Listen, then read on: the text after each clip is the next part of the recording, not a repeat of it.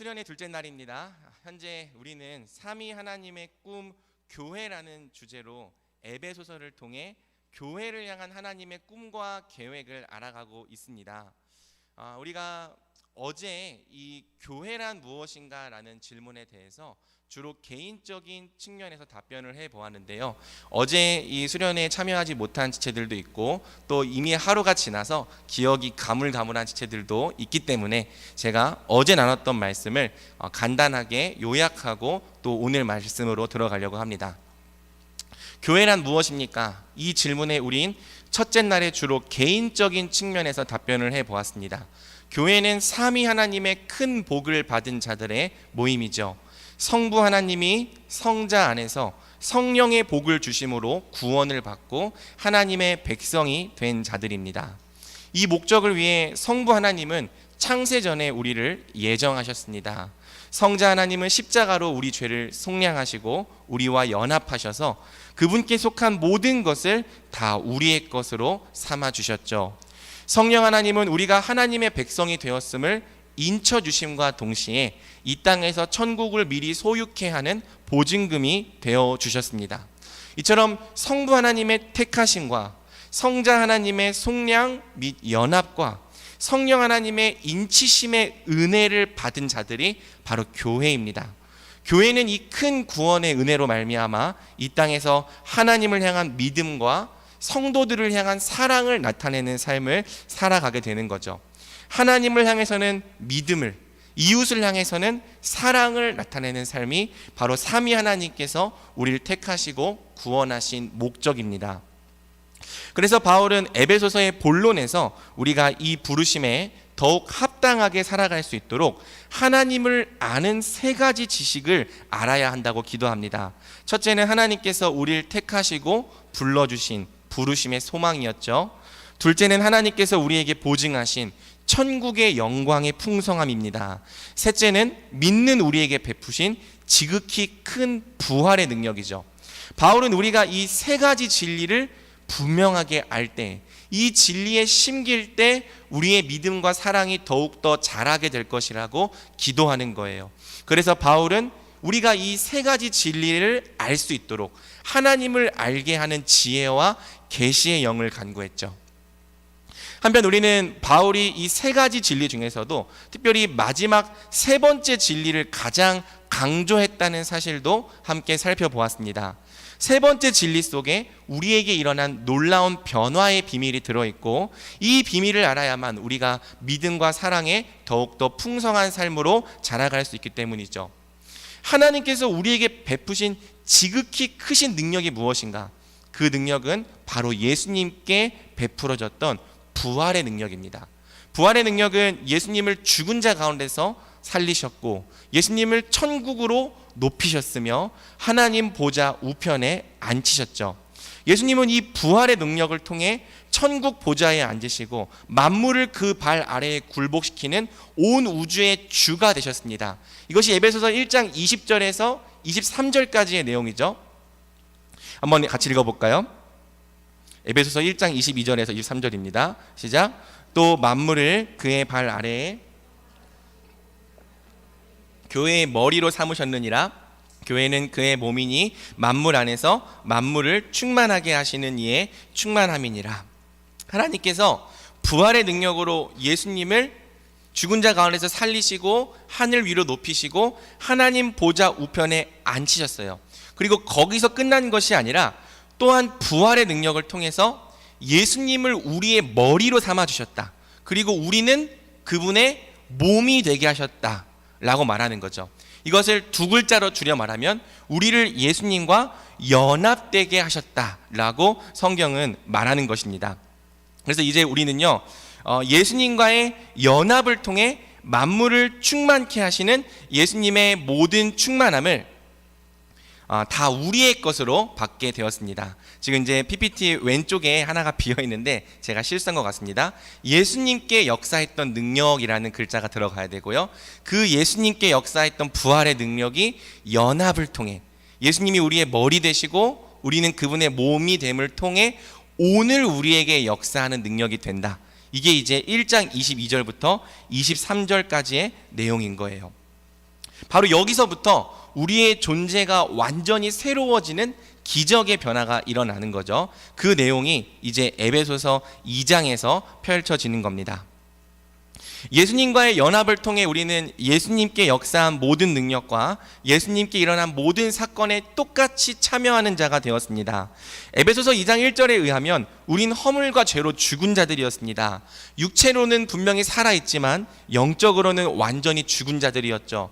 세상의 풍조와 공중의 권세 잡은 자와 육체의 욕심을 따라 살아가던 본질상 진노의 자녀였습니다. 하지만 긍휼이 풍성하신 하나님의 큰 사랑으로 인하여 우리가 믿음으로 예수님께 연합될 때 우리에게 놀라운 일이 벌어지죠. 에베소서 2장 5절에서 6절 함께 읽습니다. 시작. 허물로 죽은 우리를 그리스도와 함께 살리셨고 또 함께 일으키사 그리스도 예수 안에서 함께 하늘에 앉히시니. 허물로 죽었던 우리를 그리스도와 함께 살리셨다. 그리스도와 함께 일으키셨다. 그리스도와 함께 하늘에 앉히셨다. 예수님과의 연합을 통해서 예수님께 일어난 부활 사건이 오늘 우리에게도 똑같이 벌어지는 겁니다. 예수님께서 부활의 능력으로 다시 살아나신 것처럼 우리도 허물과 죄로 죽었던 상태에서 예수님과 함께 살리심을 받는 거예요.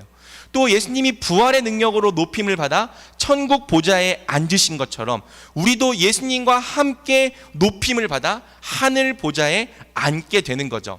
그래서 여러분, 이제 우리가 더 이상 이 땅에서 허물과 죄로 죽었던 옛 삶을 살지 않고 이제는 예수님과 함께 살아있는 삶, 부활의 생명을 누리는 삶, 하나님의 백성으로서 사는 새로운 삶을 살아가게 되는 겁니다.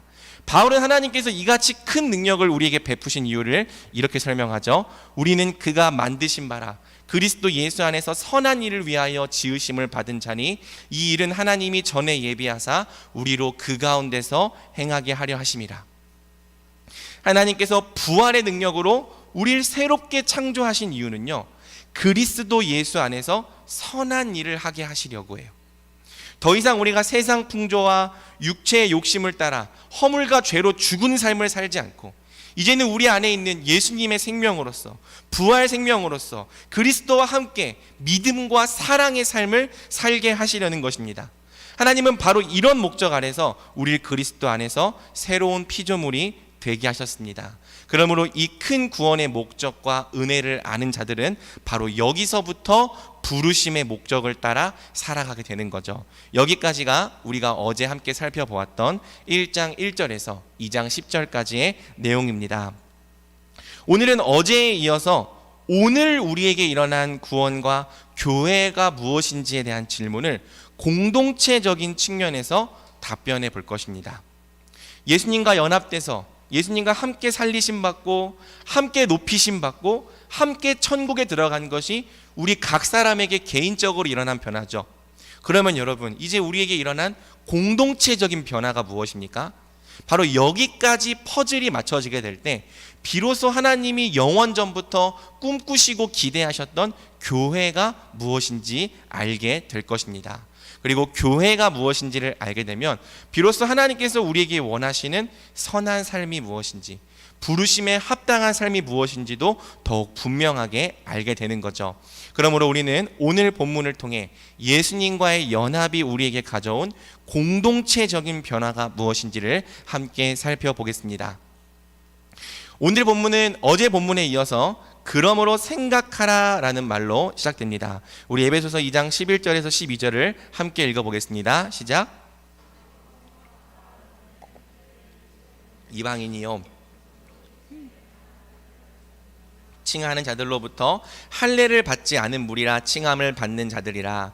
그때 너희는 그리스도 밖에 있었고 이스라엘 나라 밖의 사람이라. 약속의 언약들에 대하여는 외인이요 세상에서 소망이 없고 하나님도 없는 자이더니. 바울은 에베소 교회 성도들에게 너희가 원래 어떤 사람이었는지를 다시 한번 생각해 보라고 말합니다. 그들은 원래 이방인이었죠. 성경에서 이방인이라는 표현은요, 이 유대인과 구별되는 어떤 민족이나 혈통적인 의미도 있지만 문맥에 따라서는 하나님의 백성이 아니라는 뜻이 되기도 합니다. 이 본문에서는 전자의 의미도 있지만 후자의 의미가 더 강하죠. 하나님 백성이 아니었다. 너희는 원래 하나님 백성이 아니었다. 그들은 본래 할례가 없는 사람들, 즉 하나님의 언약과 전혀 상관없는 사람들이었습니다. 그리스도와 이스라엘 밖에 있는 외인들이었습니다. 세상에서 소망도 없고 하나님도 없는 자들이었습니다. 이는 2장 1절에서 말했던 그들이 본래 허물과 죄로 죽어 있었다는 말의 반복이죠.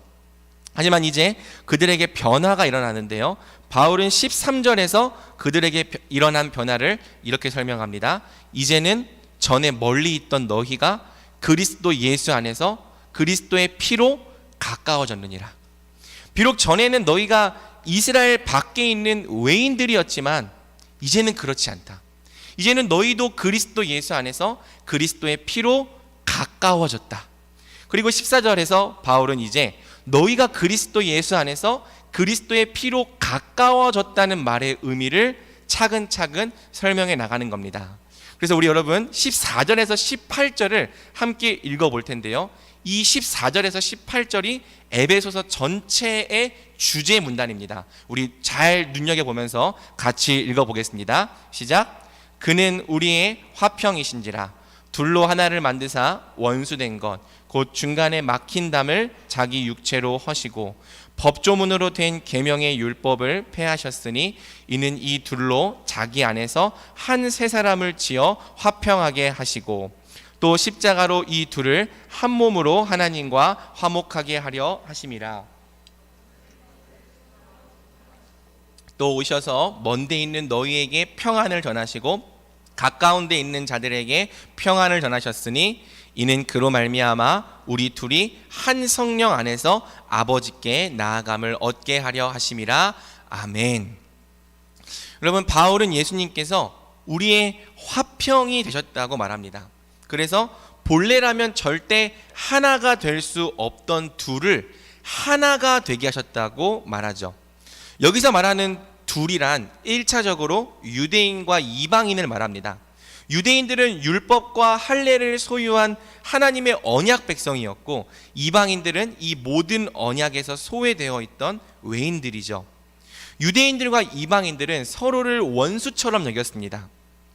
율법과 할례를 가진 유대인들은요, 이방인들을 할례가 없는 죄인들이라고 정죄하면서 결코 상종할 수 없는 사람들로 여겼어요. 반대로 이방인들은요, 유대인들의 할례를 야만적으로 여겼습니다. 둘은 서로를 원수처럼 여기며 본래대로라면 절대 하나가 될 수 없는 상태에 있었죠.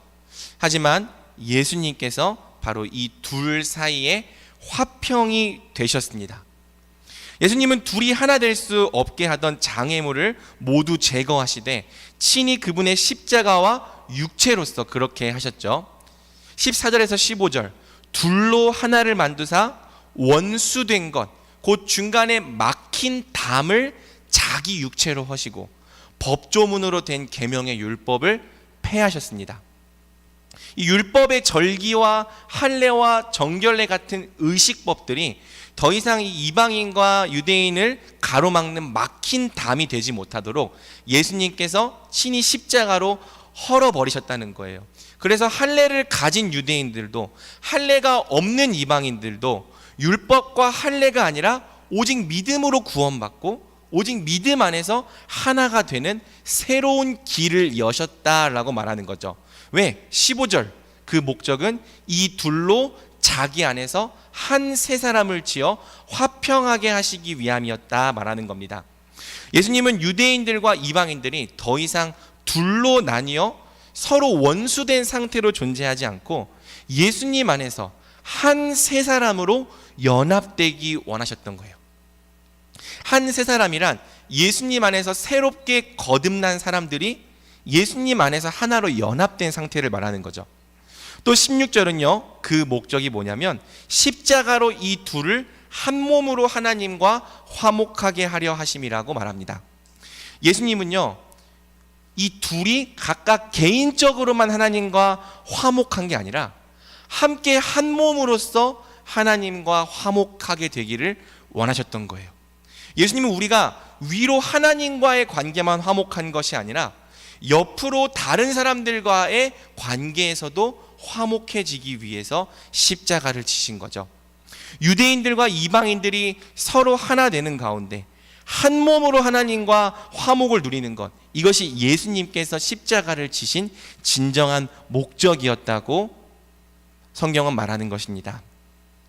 17절은요, 예수님이 하나님과 사람 사이의 중보자가 되실 뿐 아니라 또한 사람과 사람 사이의 중보자가 되셨다고 말합니다. 중보자는 연결한다는 건데, 예수님께서 하나님과 사람을 연결하시는 분이 되실 뿐만 아니라 사람과 사람을 연결하는 사람과 사람 사이의 연결자, 중보자가 되셨다고 말하는 거죠. 17절, 또 오셔서 먼 데 있는 너희에게 평안을 전하시고 가까운 데 있는 자들에게 평안을 전하셨으니, 예수님은 이방인과 유대인 사이의 중보자가 되셔서 그들을 하나 되게 하시는 평안의 연결고리가 되셨습니다.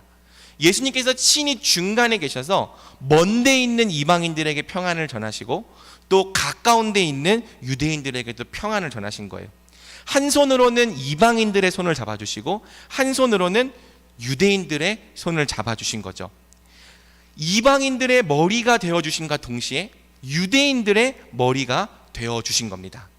유대인들과 연합해 주실 뿐만 아니라 이방인들과 연합해 주신 겁니다. 예수님께서 머리 되심으로, 예수님께서 한 가운데 서서 이 서로의 손을 잡으심으로 절대 하나 될 수 없었던 이 둘이 예수님 안에서 하나가 되는 거죠. 모두 예수님 안에서 함께 한 몸으로 연합된 존재가 되는 겁니다. 왜? 18절 같이 읽습니다. 시작. 이는 그로 말미암아 우리 둘이 한 성령 안에서 아버지께 나아감을 얻게 하려 하심이라. 아멘. 우리 개인으로 하나님께 나아가는 게 그게 다가 아니에요. 둘이 함께 한 성령 안에서 한 아버지께 나아감을 얻게 하시려는 것, 함께 한 몸으로서 한 하나님을 섬기게 하시려는 것, 이것이 목적이었다고 성경은 말하는 거죠. 예수님께서 십자가를 왜 지셨냐? 단지 우리 개인의 죄를 용서하는 것, 거기서 끝나지 않는다. 너희가 하나가 되고 한 몸이 되어서 함께 한 성령으로 한 아버지께 나아가는 것, 거기까지가 예수님이 십자가를 지신 목적이었다고 성경은 말하는 겁니다. 그리스도 안에서 하나, 한 몸, 한 세 사람으로 회복된 하나님의 백성들이 한 하나님을 사랑하고 예배하는 것, 이것이 삼위 하나님의 꿈이었습니다. 성경은 바로 이 목적, 수직적인 구원뿐만이 아니라 수평적인 구원을 이루시기 위해서도 예수님이 친히 십자가를 지셨다고 말하는 거죠. 사랑하는 여러분, 우리는 이 본문을 1차적으로 유대인들과 이방인들의 관계에 적용했습니다. 하지만 예수님께서 하나 될 수 없던 자들을 십자가로 하나 되게 하셨다는 진리는 단지 유대인들과 이방인들에게만 적용되지 않습니다. 예수님은 서로 나뉘고 분열되어 살아가던 모든 사람들을 그분 안에서 한 몸과 한 세 사람으로 새롭게 지으시기 위해 십자가를 지셨기 때문입니다. 본문이 유대인들과 이방인들을 다루는 이유는 그들이 이 편지를 받았던 1차 독자들이었기 때문이에요. 그러므로 우리는 예수님께서 우리를 십자가로 하나 되게 하셨다는 진리를 바로 오늘 우리의 관계에 적용해야 하는 거죠. 그러면 여러분, 예수님은 왜 굳이 우리를 하나 되게 하시려고 십자가를 지셨을까요? 바로 사람이 한 몸으로 존재하는 것이 원래부터 하나님께서 창조하신 의도이자 목적이기 때문입니다. 하나님은 본래 사람을 한 몸으로 창조하셨습니다. 서로 한 몸으로 연합하고 사랑하는 가운데 하나님 나라의 모든 복과 안식을 충만하게 누리며 함께 한 몸으로서 이 땅을 다스리고 정복하게 하신 거죠. 그게 원래 하나님의 계획이었어요. 그런데 우리가 계속 주일에 말씀을 나누듯이 아담의 범죄로 인해서 이 한 몸됨이 깨어졌습니다. 덕분에 아담 이후에 모든 사람들은 서로 갈라지고 깨어지며 분열되는 역사를 끊임없이 반복하게 된 거죠. 한 몸됨이 깨어진 사람들은 혈통과 혈통, 민족과 민족, 나라와 나라로 나뉘어서 서로 싸우고 반목하길 반복했습니다. 한 민족과 한 혈통 안에서도요, 자기들의 이익에 따라 패를 만들고 당을 짓고 서로 싸우고 반목하길 반복했습니다. 한 나라 안에서도 성별에 따라 나뉘어 싸우고 이념에 따라 나뉘어 싸우기를 반복했습니다. 어딜 가나 서로 나뉘고 분열되어 싸우기를 반복하는 것, 혹은 아예 서로를 무관심하게 대하거나 비인격적으로 대하는 것이 한몸됨을 잃어버린 사람의 죄악된 본성이 된 거예요. 그래서 이제 세상에는 우리가 눈으로 보는 공동체 중에서 사실상 한몸으로 존재하는 공동체는 없게 된 거죠. 아무리 누군가가 우리는 하나가 되어야 한다라고 외칠지라도 사람들은 결코 자기와 맞지 않는 사람들과 하나 되고 싶어 하지 않습니다. 다 자기들의 결에 따라서 나뉘고 분열되어서 자기와 맞는 사람들끼리 모이고 싶어 합니다. 굳이 나와 안 맞는 사람들과 화목하려 하지 않습니다. 아담의 타락 이래로 사람은 하나가 되는 일에 항상 실패해 온 거죠. 그래서 예수님은 우리를 구원하시되 하나님과 우리의 관계뿐만 아니라 사람과 사람 사이의 관계도 구원하셔야 했던 거예요. 개인의 구원뿐만 아니라 공동체적인 구원도 이루셔야 했던 거죠. 왜? 죄의 결과가 공동체에까지 미쳤기 때문입니다. 죄는 하나님과 우리 사이만 갈라놓은 게 아니라 사람과 사람 사이도 갈라놓은 거예요. 그래서 예수님께서 이루시는 구원이 정말 온전한 구원이 되려면, 완전한 구원이 되려면 단지 우리를 하나님과 우리 사이에서만 회복되게 하는 것이 아니라 사람과 사람 사이에도 회복되게 하시는 이 한몸됨의 회복이 꼭 필요했던 거죠. 그래서 예수님은요, 우리의 한몸됨을 회복하시고자 십자가를 지시는 거예요. 사람과 사람 사이에 막힌 담을 허무시기 위해, 또 사람과 사람 사이에 서로 원수된 모든 것들을 소멸하시기 위해 십자가를 지셨다. 오늘 본문이 그렇게 말하는 거죠. 우리가 흔히 십자가를 그저 개인적인 죄 용서로만 생각하지만 예수님은 더 나아가서 이 깨어진 관계를 회복시키기 위해 십자가로 사람과 사람 사이에 막힌 담을 허물고 또 사람과 사람 사이에 원수된 것을 소멸하시기 위해 이 목적을 위해서 십자가를 지셨다고 오늘 본문은 말하는 겁니다. 예수님의 십자가 사역으로 절대 하나 될 수 없었던 사람들이 하나가 되고 한 몸이 되며 한 세 사람이 되는 기적이 일어나는 거죠. 하나 될 수 없었던 민족과 민족이 하나 되는 거예요. 화해할 수 없었던 인종과 인종이 예수님 안에서 화해하는 겁니다. 그리스도 예수 안에서 남자와 여자의 차별이 사라지고 또 성격과 이념과 경제적인 정도와 신분이 각각 다른 사람들이 함께 한 몸을 이루게 되는 겁니다. 서로 원수되었던 자들이 또 중간에 막힌 담으로 갈라져 있던 자들이 한 성령 안에서 한 믿음을 가지고 한 아버지를 예배하게 되는 겁니다. 여러분, 이것이 바로 삼위 하나님의 꿈 교회인 거예요. 서로 원수되고 분열되어 살아가던 사람들이 이제는 다시 한 세 사람으로 회복되어 함께 한 몸으로 한 하나님 아버지를 예배하는 꿈. 하나님은 바로 이 꿈을 이루시기 위해서 우리를 영원 전부터 택하셨고 부르셨고 지금 이때에 구원을 받게 하신 거죠. 그러므로 사랑하는 여러분, 부활의 능력으로 새로워진 우리가 이제 그리스도 안에서 한 몸이 되었음을 믿으시기 바랍니다. 우리가 할 수 없었던 일을 예수님이 하셨습니다. 우리가 이룰 수 없었던 일을 예수님께서 이루신 거예요. 우리를 그리스도라는 머리 아래에 통일하심으로 하나와 한 몸과 한 세 사람이 되게 하신 거죠. 그래서 성경은 우리에게 한 몸이 되라고 말하지 않습니다. 한 몸이 되는 건 우리 힘으로 할 수 있는 게 아니에요. 도리어 성경은 우리가 이미 예수님 안에서 한 몸이 되었다고 말하는 거죠. 그건 너희가 한 게 아니라 그리스도 안에서 십자가와 부활의 능력으로 이미 이루어진 일이라고 말하는 것입니다. 그래서 하나가 되라고 말하는 게 아니라 성령이 이미 하나 되게 하신 것을 힘써 지키라는 것이 4장부터 이어지는 말씀 또 명령들의 핵심이 되는 거죠. 사랑하는 여러분, 그리스도와의 연합을 통해 한 몸이 된 우리 안에는요, 이제 전에 없던 놀라운 능력이 주어졌습니다. 바로 중간에 막힌 담을 허물고 원수된 것을 소멸해서 다른 지체들과 함께 한 몸으로 살아가는 능력인 거죠. 이 능력은 본래 우리가 잃어버렸던 능력이에요. 하지만 예수님과의 연합을 통해 십자가와 부활의 능력을 입은 결과 이제 우리 안에는 서로가 서로에게 나아가는 능력이 부어진 겁니다. 함께 연합되고 한 몸으로 사는 능력이 회복된 겁니다. 바로 이 능력이 오늘 우리로 하여금 세상과 전혀 다른 삶을 살아가게 만드는 거죠. 사랑하는 여러분, 아까도 말했지만 세상은 굳이 자기와 맞지 않는 사람들에게 나아가려 하지 않습니다. 굳이 유익이 없는데 억지로 어울리려 하지도 않습니다. 심지어 어떤 사람은 이렇게 생각하기도 해요.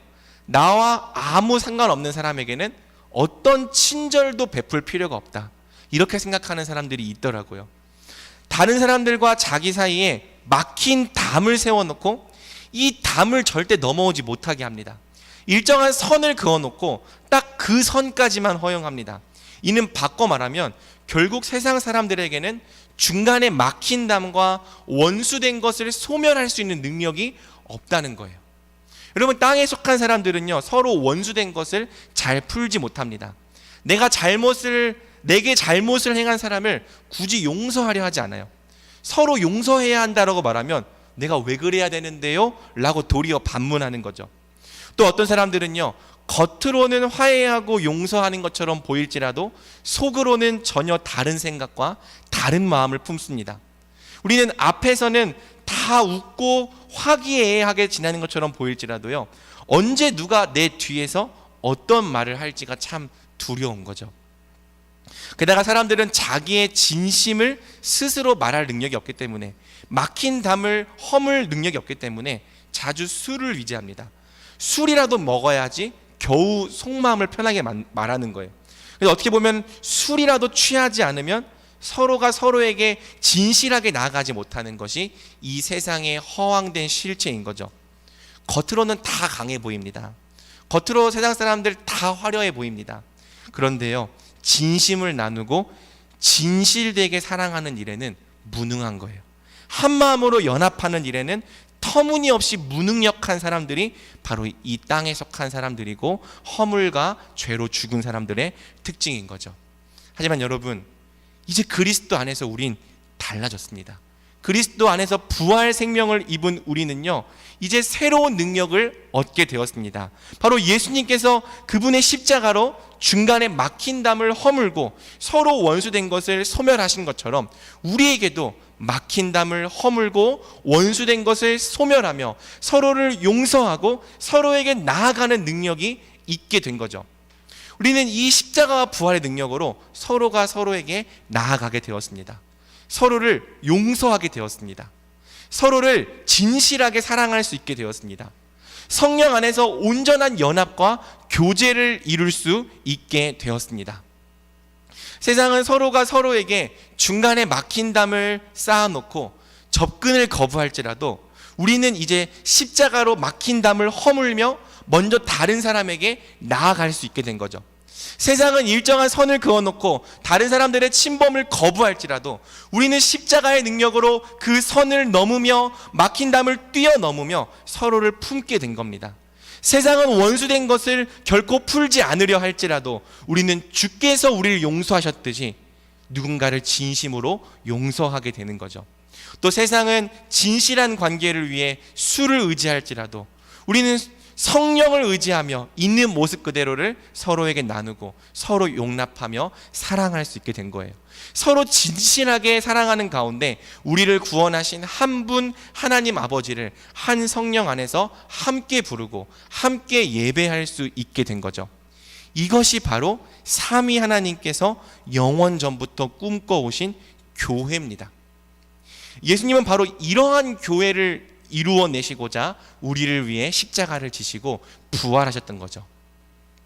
그러므로 사랑하는 여러분, 우리가 교회가 되기 위해 구원받았음을 분명히 알기 바랍니다.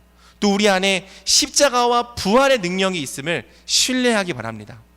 우리가 구원받았다는 것은요, 교회가 되었다는 뜻이에요. 구원받았는데 교회가 안 되는 사람은 없습니다.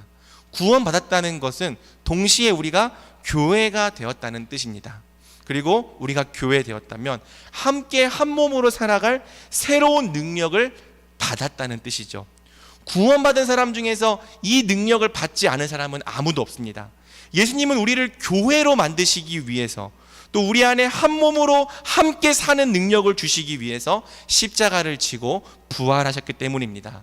그래서 우리는 우리 안에 이런 능력이 없다라고 말할 것이 아니라 그분의 말씀대로 그 능력이 있다고 말해야 되는 거예요. 선포해야 되는 거예요. 믿어야 되는 겁니다. 그러니 사랑하는 여러분, 나는 원래부터 이런 능력이 없는 사람이라고 말하지 마십시오. 나는 원래부터 내성적이어서 다른 사람들에게 나아갈 수 없다고 말하지 마십시오. 나는 원래부터 사람들과 어울리는 것을 싫어하기 때문에 사람들과 함께 할 수도 없고 사랑할 수도 없다고 말하지 마십시오. 함께 한 몸으로 사는 것과 다른 사람을 사랑하는 일에 무능력했던 우리의 옛 본성은 이제 예수님의 십자가에 다 못 박혀 죽었습니다. 그리고 예수님 안에서 다시 살리심을 받은 우리의 새 사람 안에는 그 누구에게나 다른 사람과 하나 되고 서로 사랑할 수 있는 능력이 주어진 거죠. 그러므로 우리는 우리 안에 있는 이 능력을 믿고 그냥 사랑하면 됩니다. 어떤 특별한 관계의 기술을 배워야 하는 것이 아니에요.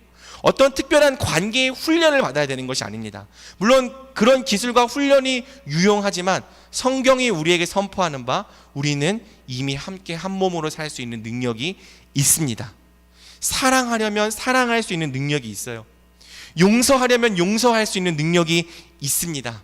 자신을 나누고자 하면 가장 진실되게 자기를 나누고 보여줄 수 있는 능력이 우리 안에 있습니다. 모든 원수된 것과 중간에 막힌 담을 허무는 십자가와 부활의 능력이 우리 안에 있습니다.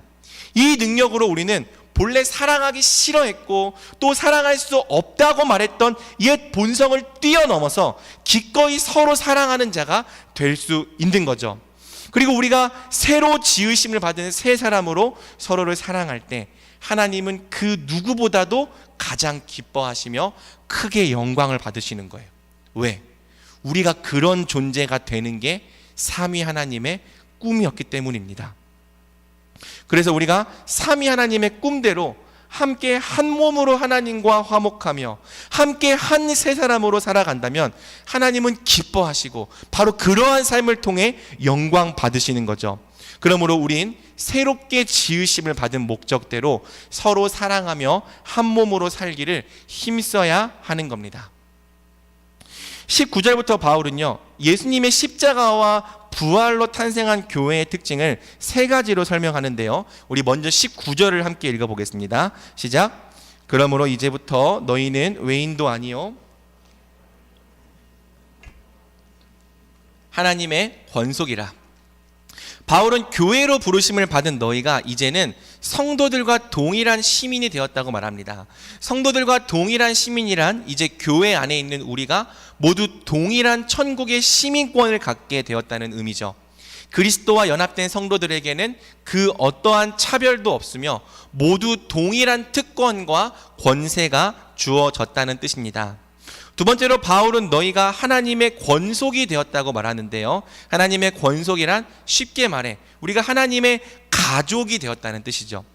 그리스도 예수 안에서 한 몸, 한 세 사람이 된 교회는 비유적인 의미가 아니라 실제적인 의미에서 한 가족이 된 겁니다.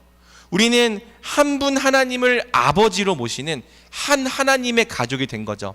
이런 의미에서 우리가 서로를 향해 형제와 자매라고 부르는 겁니다. 이제 이 말이 너무 이제 오글거려서 싫다고 말하는 지체들도 있지만, 우리가 그냥 이 예의 삼아 형제 자매 부르는 것이 아니라 우리가 하나님 안에서 한 가족이 되었다는 이러한 신앙 고백 안에서 우리가 서로를 형제다 자매다라고 부를 때 이 말의 의미가 다시 회복될 수 있는 거죠.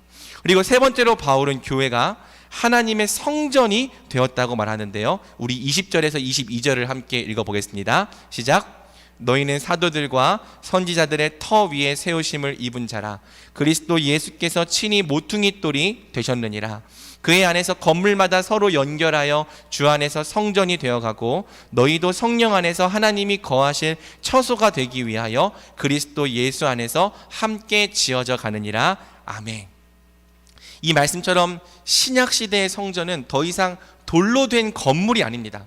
우리가 교회를 성전이라고 부르면 안 돼요. 교회는 예배당이지 성전이 아닙니다. 신약 시대의 성전이 뭐냐? 우리 각 사람의 연합으로 이루어진 교회 그 자체가 성전이에요.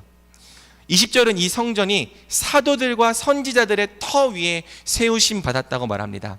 이는 사도들과 선지자들이 전하는 진리의 말씀이 교회의 기초가 되었다는 뜻이에요. 교회는 예수 그리스도의 말씀 위에, 그 말씀을 고백하는 믿음 위에 세워지는 공동체죠. 그리고 20절은 바로 이 진리의 터 위에 그리스도 예수께서 친히 모퉁이돌, 즉 성전의 반석과 주춧돌이 되어주셨다고 말합니다.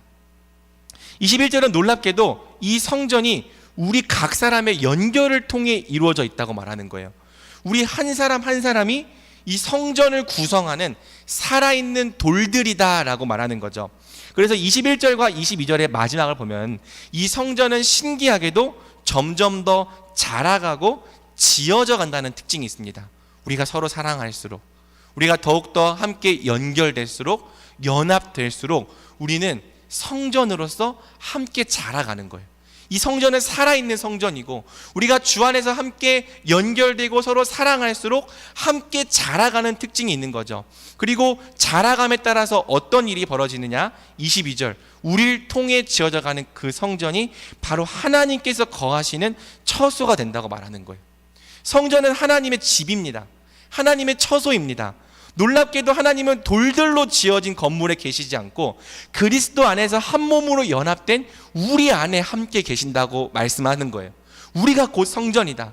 교회는 함께 연결되고 연합됨으로 하나님의 영광이 충만하게 임하는 하나님의 성전이다. 성경은 그렇게 말하는 거죠.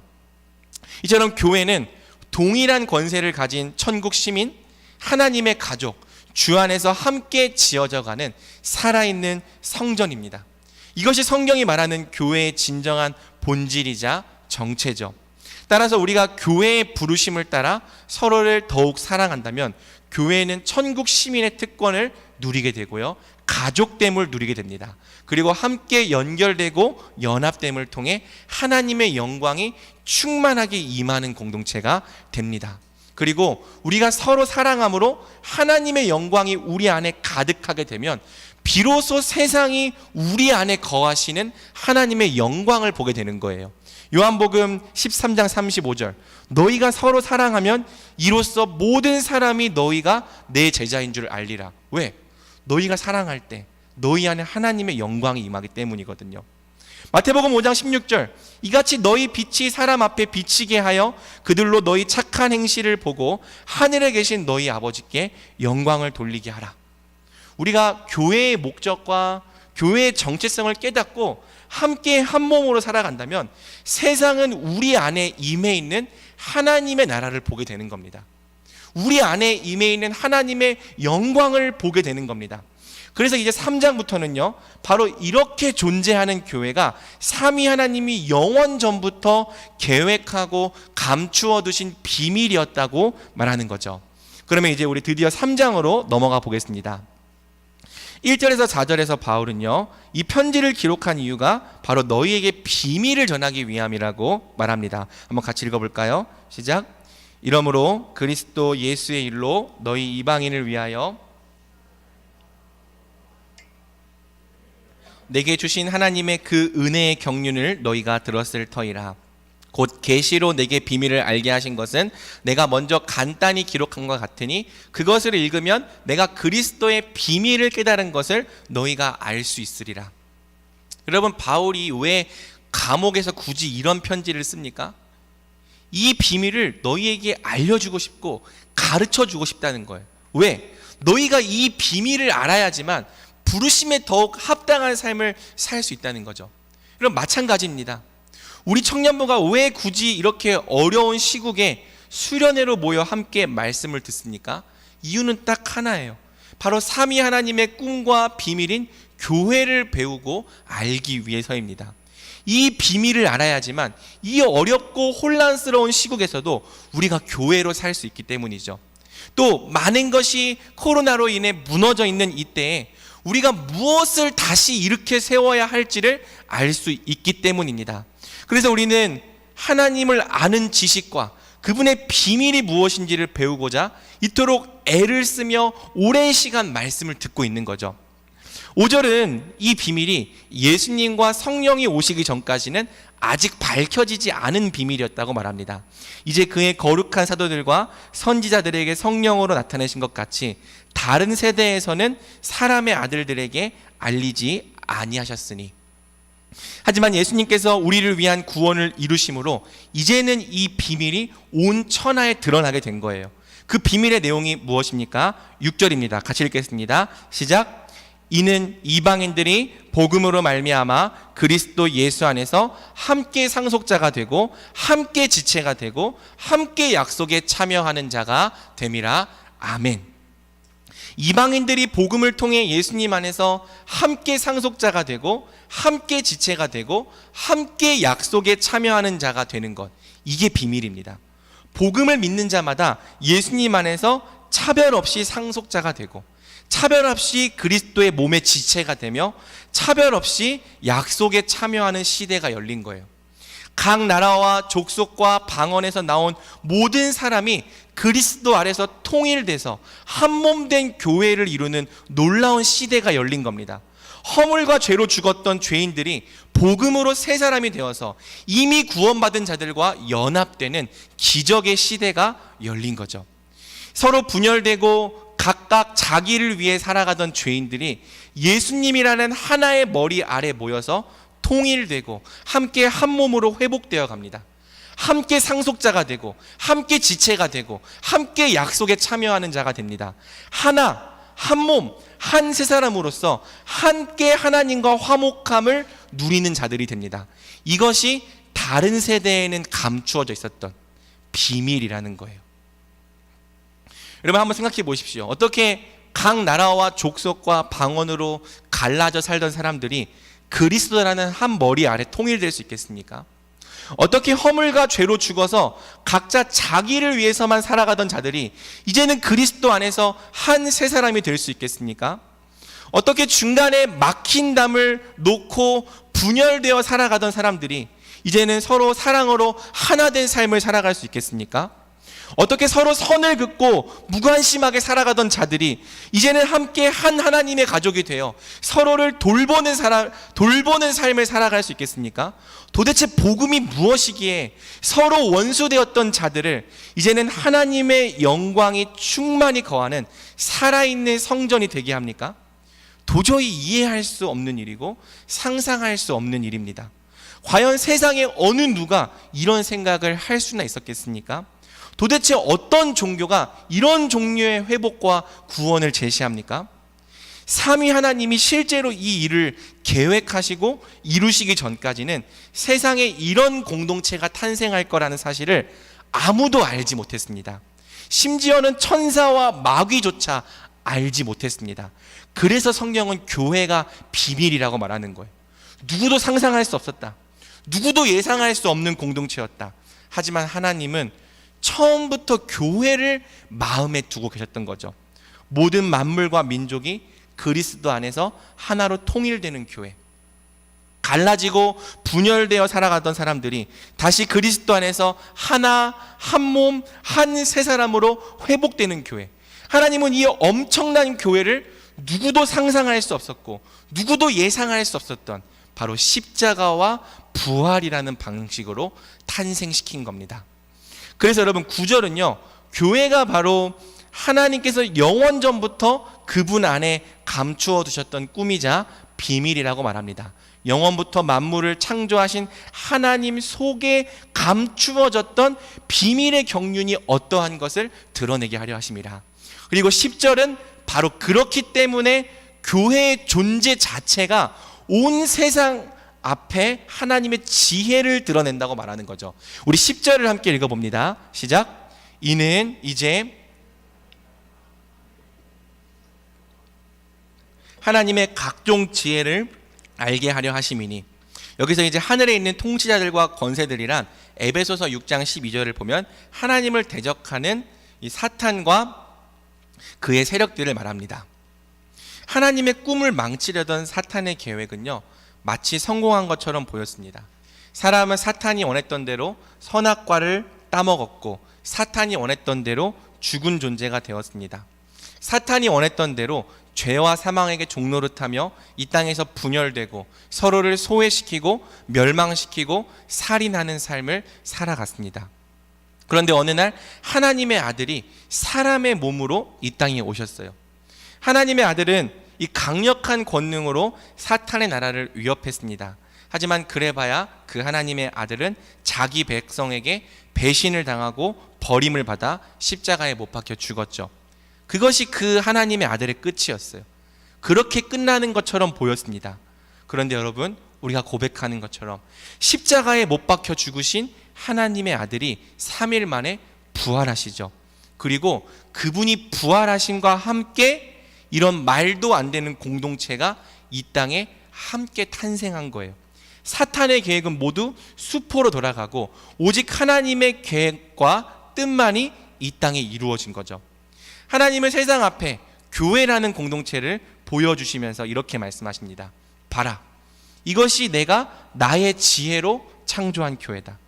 바벨탑 이후로 서로 나뉘었던 민족들이 그리스도 아래 다시 하나로 모이는 교회, 결코 하나 될 수 없던 죄인들이 이제 십자가와 부활의 능력으로 하나가 되어 함께 한 몸으로 나를 예배하는 교회, 이 교회가 바로 내가 영원전부터 감추어둔 나의 꿈이자 비밀이었다. 이렇게 하나님은 교회의 존재 자체를 통해 온 우주와 하늘의 권세들 앞에 그분의 지혜와 비밀을 드러내신 거죠. 그렇습니다. 사랑하는 여러분, 하나님의 비밀은 다른 게 아닙니다. 교회로 부르심을 받은 여러분이 하나님의 꿈이고, 여러분이 하나님의 비밀이고, 여러분이 지금 구원받아서 이 자리에 있다는 것 자체가 하나님의 충만한 지혜를 통해 성취된 일이에요. 하나님은 한 몸으로 회복된 교회의 존재 자체를 통해서 온 땅에 그분의 뜻과 지혜를 충만하게 드러내기 원하셨습니다. 모두가 다 자기를 사랑하는 이 세상 가운데 서로를 사랑하기 위해 힘쓰는 교회, 모두가 분열되고 갈라지는 가운데 오히려 함께 한 몸으로 연합되는 교회, 모두가 선을 긋고 팔을 만들어 당을 짓는 가운데 오히려 함께 한 하나님의 가족으로 살아가는 교회, 모두가 자기 자신을 신으로 섬기며 자기를 높이고 자기 의를 드러내며 자기를 예배하는 가운데 함께 한 성령 안에서 한 아버지를 섬기고 한 아버지를 예배하고 한 아버지를 사랑하는 교회, 온갖 차별과 격차로 가득한 세상 가운데 동일한 천국 시민으로서 동일한 권세와 특권을 누리며 살아가는 교회, 하나님은 바로 이러한 교회를 만들고 싶으셨고 이런 교회를 세상에 보여주기 원하셨던 거죠. 그러니 여러분, 이제 우리가 왜 사랑해야 하는지, 또 왜 한몸됨을 더더욱 힘써 지켜야 하는지, 왜 함께 가족으로 살아야 하는지 알겠습니까? 우리가 그렇게 사는 게 하나님의 꿈이었습니다. 우리를 그런 존재로 만드시는 것이 예수님 안에 숨겨졌던 하나님의 비밀입니다. 그러니 만약 우리가 예수님을 믿는다고 말하면서도 서로 사랑하지 않고 함께 가족으로 살기를 힘쓰지 않는다면 우리를 구원하신 하나님의 뜻을 무시하게 되는 거예요. 성령이 하나 되게 하신 공동체의 몸을 소중하게 여기지 않고 우리의 욕심과 자기 사랑으로 훼손한다면 우리를 향한 하나님의 부르심을 완전히 짓밟는 일이 되는 거죠. 그러므로 우리가 이 부르심의 의미를 안다면 이 땅에서 어떻게 살아야겠습니까? 무엇이 정말 우리 부르심에 합당한 삶이겠습니까? 그게 에베소서 4장 1절에서 3절 이번 수련의 주제 말씀입니다. 같이 읽습니다. 시작. 그러므로 주 안에서 갇힌 내가 너희를 권하노니 모든 겸손과 온유로 하고 오래 참음으로 사랑 가운데서 서로 용납하고 평안에 매는 줄로 성령이 하나 되게 하신 것을 힘써 지키라. 여러분, 서로 사랑하라는 말을 많이 들었을 텐데 그것이 하나님의 꿈이라는 것을 여러분 알고 있었습니까? 이 말씀처럼 모든 겸손과 온유로 행하고 또한 오래 참음으로 사랑 가운데서 서로 용납하며 평안에 매는 줄로 성령이 하나 되게 하신 것을 힘써 지키는 삶이 바로 우리 부르심에 합당한 삶이고 하나님께서 우리에게 꿈꾸시고 원하셨던 삶입니다. 에베소서 4장에서 6장의 모든 명령은 다 이러한 교회의 부르심과 정체성에서 나오는 거죠. 하지만 사랑하는 여러분, 오늘날 우리는 참 안타깝게도 이러한 부르심을 소중히 여기지도 않고 또 지키려 하지도 않는 교회의 무너진 모습들을 많이 봅니다. 교회가 중간에 막힌 담을 허물지 않습니다. 서로 원수된 것을 소멸하지 않습니다. 용서하지 않아요. 도리어 이 세상과 똑같이 서로가 서로에게 담을 쌓고 살아갑니다. 교회가 성령이 하나 되게 하신 것을 힘써 지키지 않습니다. 도리어 이 세상과 똑같이 이기적이고 개인적이며 당을 짓고 분열된 채 살아갑니다. 그래서 여러분, 이제는요, 세상 사람들이 교회를 찾아와도 성경이 말하는 교회의 아름다움과 하나님의 영광을 발견할 수 없게 된 거예요. 원래는 교회를 통해서 하나님의 영광을 세상에 보여주고, 교회를 통해서 한 몸으로 살아가는 교회의 삶을 통해서 이것이 하나님의 지혜다, 이것이 하나님의 구원이다를 보여주는 게 하나님의 계획이었는데, 교회가 부르심을 잃어버리고 교회가 정체성을 잃어버리니까 세상 사람들이 교회에 찾아와도 성경이 말하는 교회의 아름다움과 하나님의 영광을 거의 찾아볼 수가 없게 된 거죠. 대신에 한 몸으로 살지 않는 모습을 보면서 맨날 입으로는 서로 사랑하라고 말하면서 실제로는 사랑하지 않는 교회의 모습을 보면서 교회도 우리랑 별반 다를 게 없네, 여기도 사람 사는 곳이네, 얘네도 우리랑 똑같네 라고 말하는 겁니다.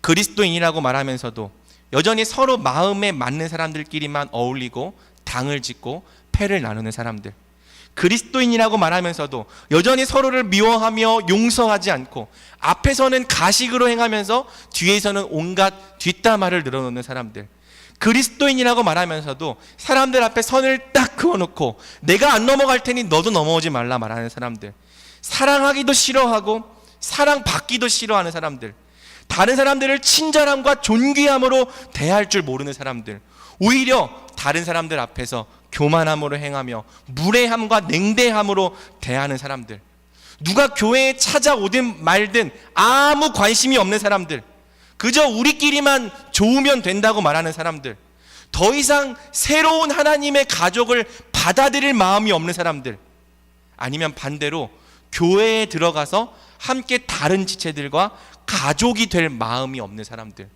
여러분, 이런 사람들로만 가득하게 된 것이 오늘날 우리 교회의 현실 아닙니까? 만약 우리가 이런 모습으로 부르심에 합당하지 않은 삶을 살아간다면 사람들은 대체 교회를 통해서 무엇을 볼 수 있겠습니까? 도대체 사람들은 하나님의 나라가 이 땅에 들어와 있다는 그 진리를 어디서 보고 어디서 발견할 수 있겠습니까? 여러분, 왜 오늘날 우리의 교회들이 이렇게 부르심을 거의 다 잃어버린 모습이 되었을까요? 물론 여러 이유가 있을 것입니다. 시대적인 정신과 분위기도 한 몫을 했고요, 코로나도 충분히 한 몫을 했을 것입니다. 하지만 가장 크게는 우리가 진리를 잃어버렸기 때문입니다. 성경을 통해 교회를 알아보려 하지 않는 거예요. 성경을 통해 교회가 무엇인지 배우려 하지 않고 성경을 통해 참된 교회의 비전이 무엇인지를 보지 못하는 거죠. 삼위 하나님의 꿈이 바로 교회라는 사실을 알지 못하기 때문에, 또 알려 하지도 않기 때문에, 믿으려 하지도 않고 인정하려 하지도 않고 그것은 불가능한 일이라 불신하며 순종하려 하지도 않기 때문에 우리를 향한 하나님의 부르심을 무시한 채 여전히 옛사람에 속한 모습으로 교회 안에서 똑같이 행해왔던 것입니다. 그러므로 사랑하는 여러분, 교회를 향한 하나님의 부르심과 진리를 오늘 알았다면 이제 이러한 옛사람의 모습을 벗어버립시다. 옛사람의 행위에서 돌이킵시다. 성령이 하나 되게 하신 것을 힘써 지키지 않고 세상을 똑같이 본받아 살아왔던 모습들을 회개합시다. 그리고 이제는 주님의 뜻을 따라 함께 한 성령 안에서 한 몸을 이루며 살아가는 것에 우리 자신을 힘써 드리는 자들이 됩시다. 만약 우리가 교회의 정체성과 본질을 회복해낸다면 하나님은 바로 우리 교회를 통해 온 세계 가운데 드러내고 자랑하실 겁니다. 봐라, 얘네들이 바로 내가 영원 전부터 바라고 원했던 교회다. 나는 바로 이런 교회를 세우기 위해서 내 아들을 이 땅에 보냈고 십자가에서 내어주었다. 이런 말씀으로 우리를 높여주시며 바로 우리를 통해 구원받는 자가 날마다 더해지게 하실 것입니다. 하나님을 찬미하며 또 온 백성에게 칭송을 받으니 주께서 구원받는 사람을 날마다 더하게 하시니라. 왜 전도가 안 됐나? 왜 구원받는 자가 더해지지 않는가? 물론 우리가 전도를 열심히 안 하는 것도 있겠죠. 그런데 가장 큰 문제는 전도를 해서 데려와도 보여줄 수 있는 하나님의 공동체가 없다는 것. 이것이 우리의 가장 큰 약점이고 뼈아픈 현실인 겁니다. 만약 우리가 우리 공동체에 자신이 있었다면 정말 한 번만 와봐라, 여기에 하나님 나라가 있다, 와서 보라고 말할 수 있는 그런 공동체였다면 우리는 자신 있게 전했을 겁니다. 한 번만 와봐라, 한 번만 우리 교회에 와봐라, 한 번만 우리 공동체에 와서 서로 사랑하며 살아가는 그 사람들을 봐라, 여기에 하나님 나라가 있다. 그리고 그렇게 찾아온 지체들이 그러한 공동체를 보면은 여기가 하나님 나라구나, 여기에 진짜 하나님 나라가 들어와 있구나를 발견하는 거죠. 그리고 그 사람들이 그 나라를, 하나님 나라를 사모하며 그 교회의 아름다움을 흠모하며 함께 예수님을 믿는 그 복음을 받아들이게 되는 겁니다. 그게 원래 하나님께서 교회를 통해 이루고자 하셨던 교회의 비전이고 또 선교의 사명이죠. 우리가 이 비전을 회복해낸다면, 우리가 이 공동체를 회복해낸다면 하나님께서 날마다 우리 공동체에 구원받는 자를 더해지게 하실 거예요. 그러므로 우리 공동체가 이 한몸된 영광을 회복되어 가는 것을 통해서 날마다 구원받는 자가 더해지는 공동체가 되기를 우리 주님의 이름으로 축복합니다. 한편 교회의 영광과 비밀을 발견하는 사람은요, 교회를 향한 하나님의 꿈에 헌신하는 사람이 됩니다. 7절에서 바울은 다음과 같이 말합니다. 같이 읽어볼까요? 시작. 이 복음을 위하여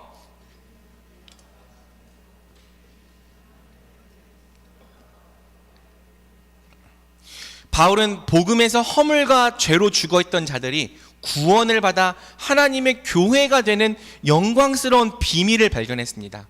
바로 이 일에 하나님의 꿈과 비전이 있다는 사실을 깨닫고 복음을 전하는 일에 평생을 들여 헌신했습니다. 그러다가 결국 지금처럼 감옥에 갇히게 된 거죠. 하지만 바울은 그럼에도 불구하고 12절에서 이렇게 말합니다. 우리가 그 안에서 그를 믿음으로 말미암아 담대함과 확신을 가지고 하나님께 나아감을 얻느니라. 이 구절이 개역개정 성경에는 하나님께 나아감을 얻는다고 번역되어 있는데요, 사실 하나님께라는 표현이 원문에는 없습니다. 원문에는 그냥 담대함과 확신을 가지고 나아감을 얻느니라 라고 되어 있는데, 이제 우리 성경에는 의역을 내서 하나님께를 넣은 거죠. 바울은 우리가 누구에게 나아감을 얻는다고 말하는 걸까요? 이 복음의 비밀을 아는 자들, 복음의 영광과 복음의 비밀을 아는 자들이 누구에게 나아감을 얻는다고 말하는 걸까요? 물론 개역개정의 해석처럼 그 대상이 하나님일 수 있습니다. 그러니까 우리 성경도 절대 틀린 게 아닙니다. 하지만 저는 문맥상 나아감을 얻는 대상이 하나님보다는 세상이라고 생각합니다. 교회를 향한 하나님의 꿈과 비밀을 아는 사람은요, 비록 복음 때문에 고난을 당하더라도 담대함과 확신을 가지고 세상에 나아가게 된다는 거죠. 왜?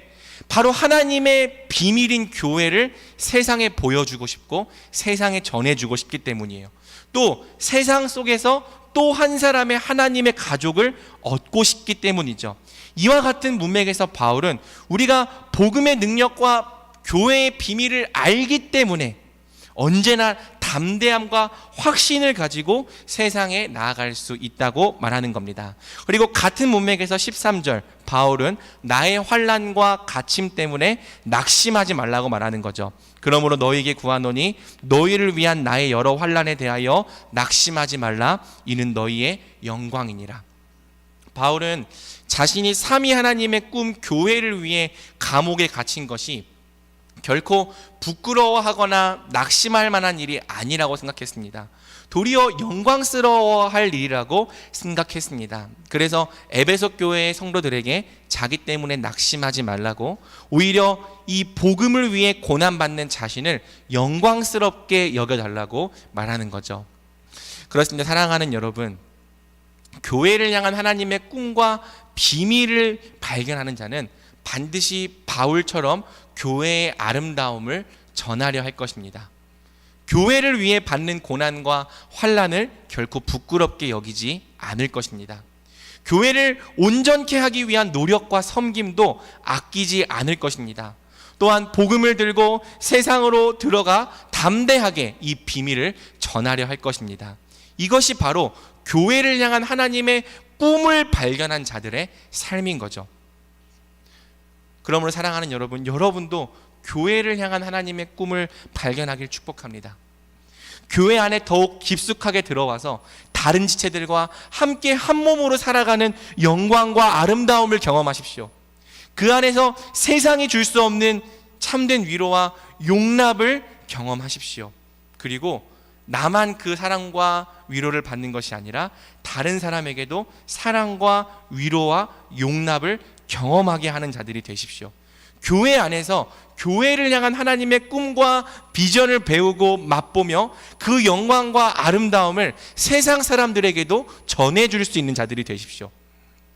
여러분, 저도 20대 때 하나님께서 제게 주신 공동체 안에서 교회의 아름다움과 영광, 비밀을 발견했습니다.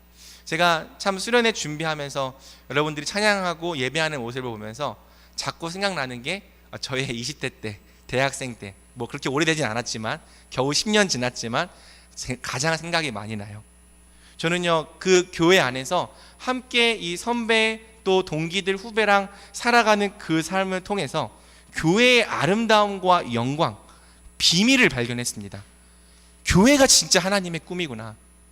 교회가 정말 하나님의 숨겨진 보물이라는 사실을 알게 되었습니다. 교회가 이토록 아름다운 공동체라면, 교회가 이토록 영광스러운 공동체라면 나는 정말 부족하고 자격이 없는 사람이지만 이 작은 나의 일생을 하나님의 교회를 세우는 일에 드리고 싶다. 그렇게 제가 헌신했습니다. 여러분, 저를 향한 부르심이 이렇다면 여러분을 향한 부르심은 무엇입니까? 단지 목사가 되는 것만이, 또 사역자가 되는 것만이 교회를 위한 일이 아닙니다. 하나님은 여러분을 향한, 또 여러분만을 위한 부르심의 뜻을 갖고 계십니다. 여러분을 부르신 바로 그 자리에서 여러분이 받은 은사로 우리 주님의 몸된 교회를 기꺼이 사랑하고 섬기는 자들이 되십시오. 그리하여 바로 여러분을 통해 삼위 하나님의 꿈인 교회가 이 땅에 이루어져 가게 하십시오. 이것이 바로 그리스도 안에서 새롭게 지으심을 받은 오늘 우리를 향한 하나님의 선한 뜻인 줄 믿습니다. 마지막으로 바울은 14절에서 21절까지 삼위 하나님의 꿈과 부르심이 우리 가운데 온전히 이루어질 수 있도록 우리가 드려야 할 기도가 무엇인지를 가르쳐 줍니다. 교회가 함께 한 몸과 한 세 사람이 되어 하나님의 비밀을 온 세상에 나타내는 공동체가 되기 위해서 우리가 무엇을 하나님께 기도해야 할까요? 바울은 이러므로 내가 하늘과 땅에 있는 각 족속에게 이름을 주신 아버지 앞에 무릎을 꿇고 비노니 라고 말하면서 교회를 위한 기도를 시작하는 거죠. 그리고 바로 이 기도가 오늘 이 밤에 우리도 함께 드릴 기도입니다. 첫 번째로 바울은 16절에서 다음과 같이 기도합니다. 우리 16절을 함께 읽어보겠습니다. 시작. 그의 영광에 너의 속사람을 능력으로 강건하게 하시오며. 바울은 첫 번째로 우리의 속사람을 능력으로 강건케 해달라고 기도합니다. 왜? 교회가 함께 한 몸과 한 가족으로 살기 위해서는 속사람의 회복이 반드시 필요하기 때문이죠. 사랑하는 여러분, 오늘 더 중요하게 여기는 사회 분위기 속에 살고 있습니다. 신경을 쓰는 만큼 속사람에 관심을 갖고 속사람을 가꾸려 하는 사람들이 그렇게 많지 않습니다. 그래서 우리 주변과 인터넷을 둘러보면요, 온통 겉사람을 위한 광고들로 가득한 거죠. 어떻게 하면 더 예뻐 보일 수 있는지, 어떻게 하면 더 멋진 몸을 만들 수 있는지, 어떻게 하면 더 남들보다 능력 있고 화려해 보일 수 있는지 관심이 여기에 있습니다. 그래서 뭐가 피부에 좋다더라, 뭐가 살 빼고 몸 만드는데 좋다더라 하면요, 사람들이 그렇게 관심을 갖고 찾아봅니다. 겉으로 보이는 겉사람을 더 화려하고 아름답게 치장하기 위해서는 그 어떤 노력도 아끼지 않는 거죠. 하지만 여러분, 오늘날 우리 세대가 겉사람은 그 어떤 시대보다도 화려해졌을지라도 속사람은 결코 그렇지 않습니다. 멀쩡해 보이는 겉사람과 달리 속사람이 망가져 있고 속사람이 병들어 있는 사람이 한둘이 아닙니다. 오늘날 얼마나 많은 사람들이 낮은 자존감과 열등감에 시달리고 있습니까? 얼마나 많은 사람들이 피해의식과 자기 혐오, 질투심에 파묻혀 삽니까? 얼마나 많은 사람들이 허세와 허영, 교만으로 가득 차 있습니까? 마음의 상처가 골마 터져 있는 사람들은 왜 이렇게 많은지, 마음속에 가시와 쓴뿌리를 품고 사는 사람들도 왜 이렇게 많은지, 마음에 온통 분노가 가득해서 톡 건들기만 해도 터져버릴 것 같은 사람들이 왜 이렇게 많은지, 도대체 정상인 사람을 만나는 것이 더 희귀하고 어려울 정도로 오늘날 우리 사회 안에는 속사람이 병든 사람들이 너무나 많습니다. 그리고 사회를 경험하면 경험할수록 속사람이 더 많이 병들어 갑니다. 속사람이 회복되지 않은 사람이, 속사람이 병든 채로 교회 안에서 행할 때 그 사람으로 말미암아 교회의 한몸됨이 깨어집니다. 우리의 병든 속사람이 교회를 어렵게 하고 망치는 주범입니다. 그러므로 우리는 오늘 이 말씀처럼 반드시 성령의 능력으로 속사람의 회복을 받아야 하는 거죠. 저는요, 이 죄를 단순히 마음의 상처와 병쯤으로 치환하는 현대신학을 별로 안 좋아합니다. 오늘날 현대신학은 이 죄가 지옥에 가는 죄가 아니라 마치 그냥 마음의 상처와 어떤 회복받아야 될 병처럼 얘기하면서 치유되는 게 마치 구원인 것처럼 그렇게 말해요. 저는 그러한 신학이 진리가 아니라 생각합니다. 그 생각은 지금도 변함이 없어요. 죄는 단순히 상처와 병이 아닙니다. 의도적이고 의식적으로 하나님의 주되심을 거부하는 불법이고 반드시 회개해야 될 부분입니다. 하지만 여러분, 그렇다고 해서 성경적인 구원에 우리 속사람의 치유가 없는 것이 절대 아닙니다. 오히려 우리의 망가진 속사람과 하나님의 형상이 다시 온전한 모습으로 회복되는 것이 구원이에요. 그러한 구원이 우리 삶 속에 일어나야 하는 겁니다. 치유 자체가 구원은 아니지만 하나님께서 우리에게 주시는 풍성한 구원 속에는 분명 우리 속사람의 치유가 포함되어 있는 거죠. 성경은 우리의 속사람이 성령의 능력으로 회복될 수 있고 또 회복되어야 한다고 말합니다. 왜? 우리가 교회로 살아야 하기 때문이에요.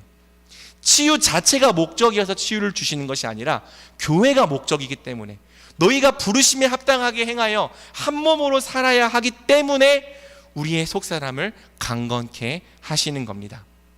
병들고 상처 입은 마음 때문에 서로 사랑하지 못하는 일이 없도록, 치유되지 않은 분노와 교만 때문에 다른 사람을 상처 입히는 일이 없도록 하나님은 우리 속사람을 치유하시고 다시 건강하게 회복하십니다. 우리가 정말 서로를 거짓 없고 허물 없이 진실되게 사랑하기 위해서는 우리의 속사람이 회복되어야 하는 거죠. 그래서 바울은 교회가 교회로 살기 위한 첫 번째 기도로서 우리 속사람을 성령의 능력으로 강건케 해달라고 기도하는 거예요. 그러므로 오늘 우리 역시 하나님께 우리의 속사람을 치유해달라고, 또 우리 속사람이 회복되게 해달라고 기도합시다. 우리의 병든 속사람이 교회의 지체들과 함께 살아가는데 방해가 되지 않게 해달라고 함께 은혜를 구합시다. 혹시 우리 안에 낮은 자존감과 열등감, 자기 혐오의 문제가 있다면 치유해달라고 기도합시다. 이제는 복음이 주는 새로운 정체성 위에 서게 해달라고 기도합시다. 또 우리 마음 안에 상처와 분노가 있다면 치유해달라고 기도합시다. 이제는 사람을 두려워하지도 않고 미워하지도 않고 오직 평안한 마음 안에서 사랑으로 대할 수 있게 해달라고 함께 기도합시다. 또 우리 안에 사람들에 대한 거절감이 있다면, 나는 아무것도 할 수 없다는 실패감과 무기력함이 있다면 치유해달라고 기도합시다. 우리가 이 문제들을 극복할 수 있게 해달라고 함께 기도합시다. 하나님께서 오늘 우리의 기도에 응답하시고 우리 속사람을 치유해 주실 것입니다. 회복된 속사람으로 능히 다른 사람들을 사랑하며 하나님의 영광스러운 교회로 살게 하실 것입니다. 아멘. 두 번째로 바울은 17절 상반절에서 다음과 같이 기도합니다. 믿음으로 말미암아 그리스도께서 너희 마음에 계시게 하시옵고. 바울의 두 번째 기도는요, 믿음으로 말미암아 그리스도께서 우리 마음에 계시게 해달라는 거예요. 왜? 우리가 교회로 살기 위해서는 우리 안에 예수님이 계셔야 하기 때문입니다. 우리 모두가 예수님과 연합되어 새 사람이 될 때 비로소 서로 사랑할 수 있기 때문입니다. 사랑하는 여러분, 결국 교회 안에 있는 분열과 다툼은 근본적으로 거듭나지 않은 우리의 중심에서 말미암습니다. 우리가 겉으로는 다 예수님을 똑같이 믿고 있는 것처럼 보일지라도 그 마음이 거듭나지 않았다면, 그래서 그 안에 예수님이 계시지 않고 그분과 연합되는 흔적이 없다면 여전히 우리의 중심은 허물과 죄로 죽어있는 옛 상태 그대로인 거예요. 교회 안에 함께 들어와 있지만 여전히 그 중심이 허물과 죄로 죽어있는 그 상태 그대로 머물러 있는 지체들이 있을 수 있는 거죠. 우리가 옛 상태 그대로라면요, 여전히 교회 안에서도 자기를 사랑하며 자기 중심적으로 행하게 되는 겁니다. 그리고 교회의 한몸됨은 이렇게 옛 상태로 허물과 죄로 죽은 상태로 자기 중심적으로 행하는 사람들로 인하여 깨어지게 되는 거죠. 그러니 여러분, 교회가 교회되기 위해서는 우리 각 사람이 거듭나야 합니다. 예수님과 연합된 새 사람이 되어야 합니다. 물론 거듭난 뒤에도 우리 안에 연약함과 죄성이 남아있기 때문에 여전히 실수할 수 있고 갈등이 일어날 수 있습니다. 하지만 우리가 서로 사랑하며 용서하며 함께 갈등을 해결해 나가기 위해서는 모든 사람이 예수님 안에서 거듭나야 합니다. 새 사람이 되어야 합니다. 거듭난 새 사람이 되는 것이 교회가 교회로서 살 수 있는 최소 조건인 거죠. 우리가 어떻게 예수님과 연합된 새 사람이 될 수 있습니까? 바울은 그 길이 믿음이라고 말합니다. 그 유일한 길이 믿음이다. 믿음으로 말미암아 그리스도께서 너희 마음에 계시게 하시옵고. 믿음이 우리를 그리스도와 연합되게 합니다. 거듭나게 합니다. 그리스도와 연합된 새 사람이 되게 합니다. 그러므로 우리는 오늘 이 밤에 우리 각 사람이 예수님 안에서 새 사람이 될 수 있도록 우리 안에 참된 믿음이 부어지길 기도해야 합니다. 아직까지 믿어지지 않는 지체들이 있다면, 정말 그 그리스도의 십자가 사랑과 부활의 능력이 믿어지지 않는 지체들이 있다면, 여전히 하나님과 화해할 수 없고 하나님을 사랑할 수 없고 하나님의 뜻을 행하려는 중심이 없다면 우리는 믿음을 달라고 간구해야 합니다. 믿음을 통해 아직 거듭나지 않았던 우리의 모든 지체들이 함께 거듭나고 새로워질 수 있도록 최선을 다해 간구해야 합니다. 마지막 세 번째 기도가 가장 깁니다. 우리 17절 하반절에서 19절을 함께 읽어보겠습니다. 시작. 너희가 사랑 가운데서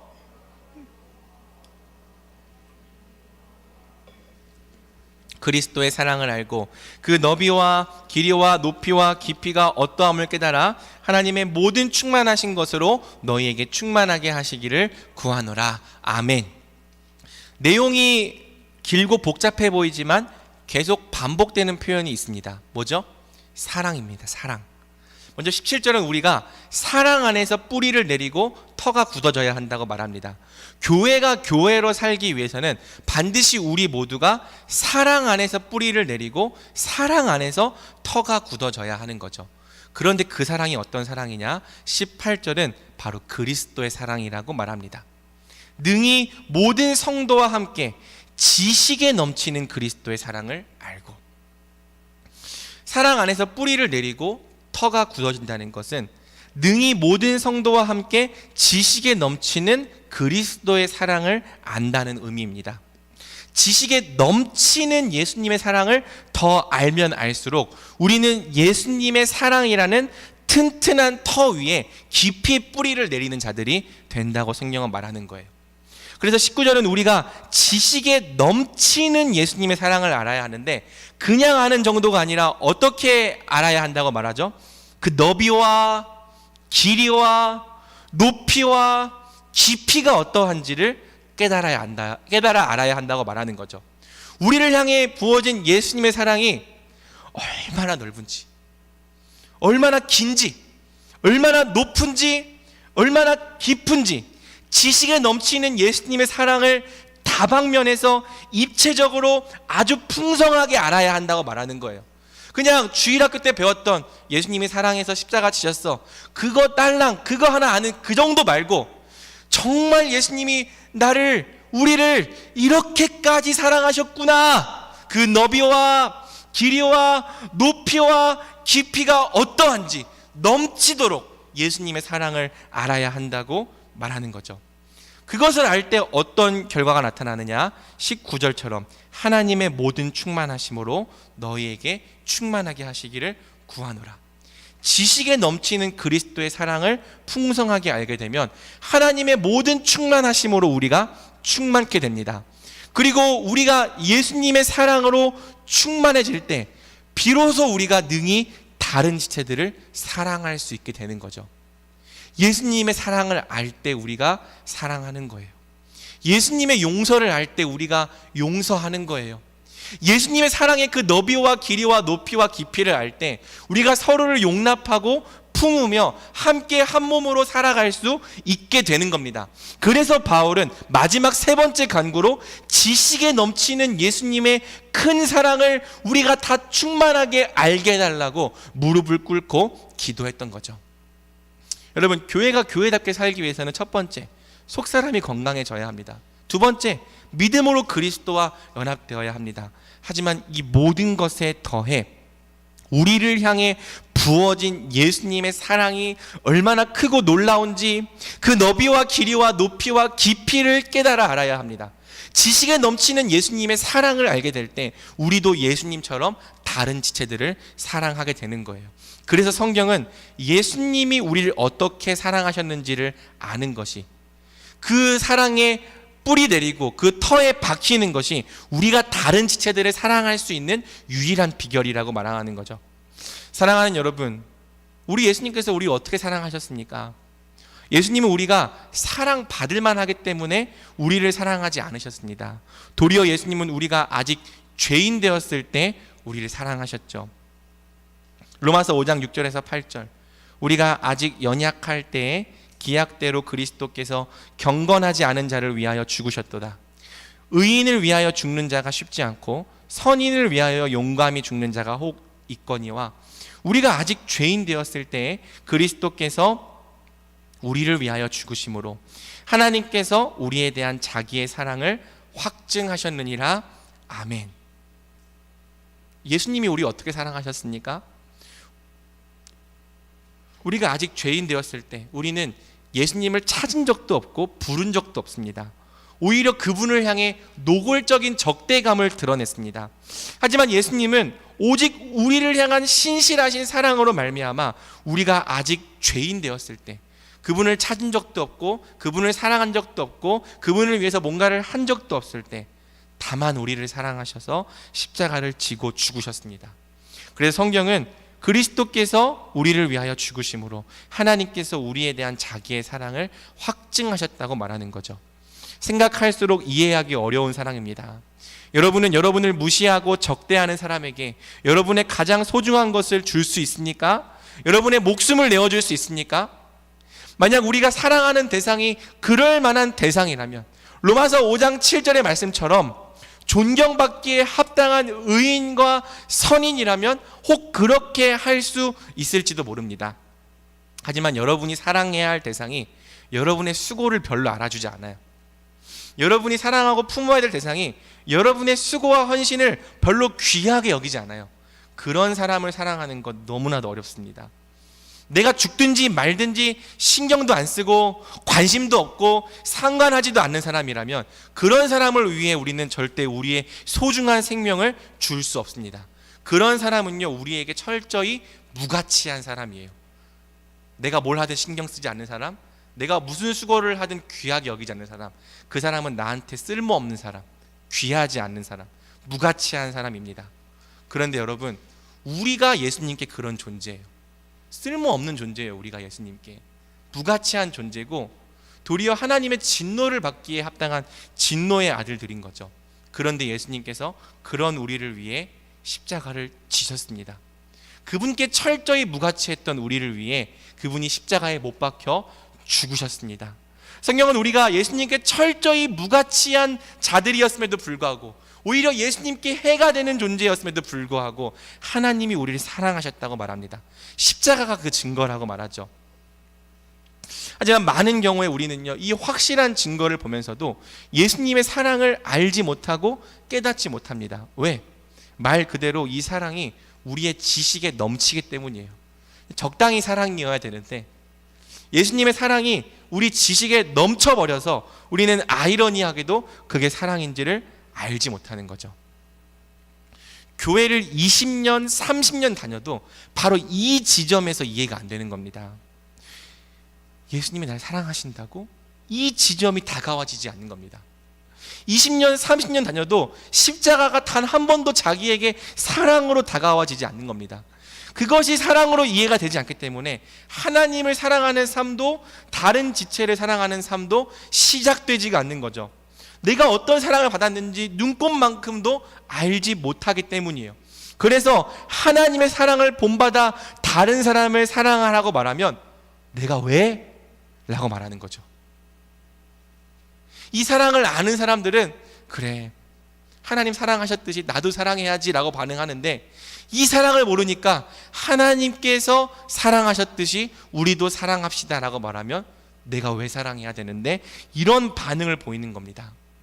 하지만 사랑하는 여러분, 반대로 오늘 우리가 이 지식에 넘치는 예수님의 큰 사랑을 알게 되면 우리에게 어떤 일이 일어나겠습니까? 내가 이렇게 큰 사랑을 받은 사람이었구나, 감격하지 않겠습니까? 어떻게 나 같은 죄인을 이렇게까지 사랑하셨을까, 전율하지 않겠습니까? 저는 고등학교 2학년 때 이 사랑을 발견했는데요, 1시간 내내 그 자리에서 통곡했습니다. 왜 나 같은 사람을 위해 십자가를 지셨나요? 하나님이신 그분이, 하나님의 아들이 왜 나 같은 사람을 위해 십자가를 지셨나요? 이 말만 계속 반복하면서 그 자리에서 1시간을 울었습니다. 여러분, 지식에 넘치는 예수님의 사랑이 우리에게 발견되기만 한다면, 우리에게 깨달아지기만 한다면 바로 거기서부터 우리 인생이 변할 겁니다. 사람은요, 사랑받을 때 변하는 거예요. 사랑을 알 때 변하는 거예요.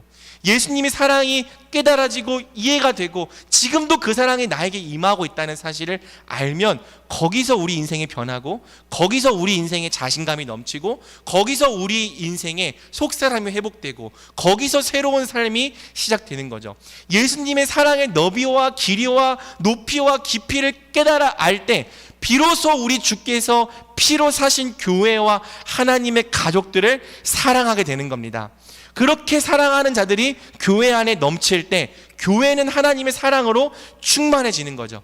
그래서 바울은 마지막 3번째 기도로 이것을 구하는 거예요. 지식에 넘치는 그리스도의 사랑을 알게 해달라고. 그냥 하는 것이 아니라 그 너비와 길이와 높이와 깊이가 어떠한지를 깨달아 알게 해달라고 기도하는 거죠.